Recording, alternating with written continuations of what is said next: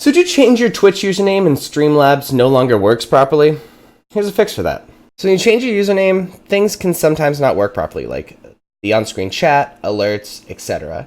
because Streamlabs looks for your Twitch username when trying to collect those things. So all you really need to do to reset this is log out of Streamlabs.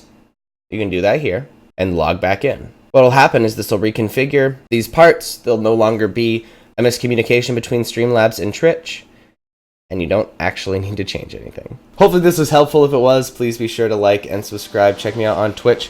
I stream every night there, on Twitter, and also on Discord. Thank you all so much for watching. I'll see you next time. Bye-bye.